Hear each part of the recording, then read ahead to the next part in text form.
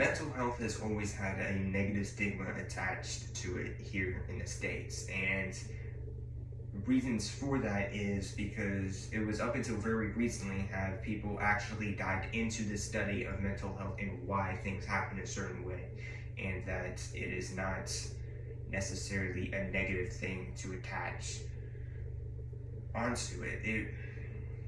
Because I have lived through the negative stigma attached to mental health pretty much throughout my entire life, with being diagnosed as a young kid and getting diagnosed with autism as a young teenager, being re-diagnosed with PTSD and anxiety issues. At first I thought these were negative things because at the time that's how it was. Things for mental health was you could not admit to having these things because it was viewed as having an actual issue and you were not part of the norm society. Well,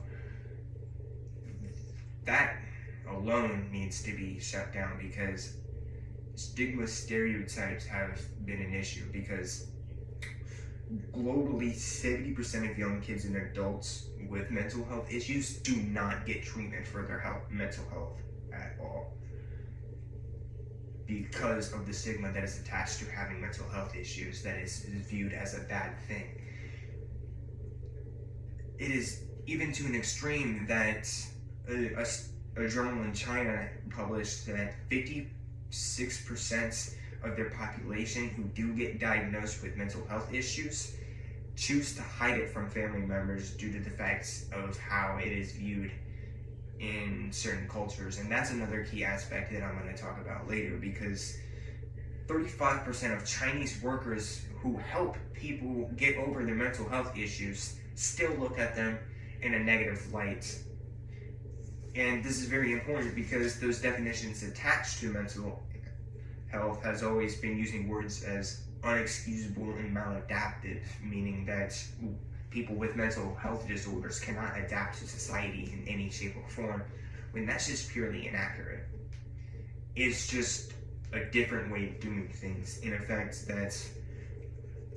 that the word unexcusable has been attached to many mental health diagnosis definitions is an issue as well. And that was brought up in a book that I read recently. And that the culture aspect of it is that even the Chinese government came out and stated that they themselves have been discriminatory towards people with mental health issues. And that is very important because the Chinese people still believe in the Confucius teachings, and the Confucius teachings even state that it is, quote, people who lose value in society are a nuisance and a disgrace to their society, and they attach that to people with mental health issues. So in that culture, it was very frowned upon to be openly supporting mental health policies and that kind of stuff, because China's study even helped support the fear of losing social status because of them having a mental health issue. And 75% of people in the West who do get diagnosed with mental health issues deny the fact that they have mental health issues. And some of these social issues are applied in other countries as well. In Sweden, with this one report of people who are interviewing kids and seeing if they have mental health issues, and it is the fact that it was 46% of the kids in the Swedish orphanage that they interviewed, kids start to develop mental health issues because of the social interaction that they put in an orphanage. Now, not only is mental health a social thing, it is also a genealogy thing as well, because you can get passed down disorders such as Down syndrome, because Down syndrome is gaining an extra chromosome, and that is a physical characteristic of a mental health disorder. That is a physical problem of why it develops in certain people for Down syndrome and other other mental health is physical formations of the brain and their bodies. And the lines get crossed between social and physical because it also has to play into the fact of crime rates and all that, because a journal published by Britain stated that 60% of their male British criminals have mental health issues, and 19% of them who get discharged from mental health facilities end up getting locked back up because they didn't get the right treatment for their issue. They also published the increase in numbers in psychopathy in young teens by 15%.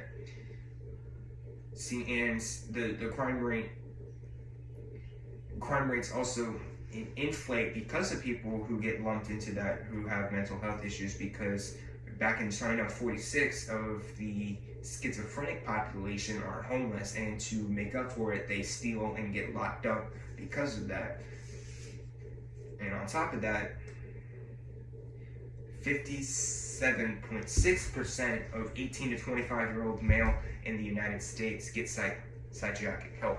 Now, see, informed, they get into medicine and psychotherapeutic things that they get taught that is tried to help people overcome these issues. But the issue is not fully grasped. So I feel like us as a society need to definitely continue researching impacts on mental health of social, economical, and cultural means, because even economics play into the effect of mental health, because people who are under the poverty line are 56 times more to show signs of mental health in forms of increased stress and diagnosed anxiety issues. Now that all of that plays into effect, because we cannot distinguish actual crime from people who are just trying to do crime versus people who are needing help. And because of that, people who do have mental health issues commit crimes to get psychiatric help. It is a very common thing. 25% of the incarcerated population in Chicago have been locked up because they were seeking help. And the only way you can get help in that way in the prison system is by getting locked up, because most people cannot afford services. And that is the other key factor that plays into it, is economical differences between people, and it's the fact that people cannot keep up with medical bills, because I mean, we live in a time where medical bills are increasing, so people cannot get the money to go get the help, so they don't get the help, which causes them to cause crimes, and it just spirals and snowballs into this big issue. But we can fix this issue by digging into the root of the problem and finally figuring out what causes mental health issues. But we can never sit down and agree upon it if we keep arguing about even a definition of stigma attached to mental health. We cannot move forward if we do not view people who have mental health as people, because they were mostly looked down upon.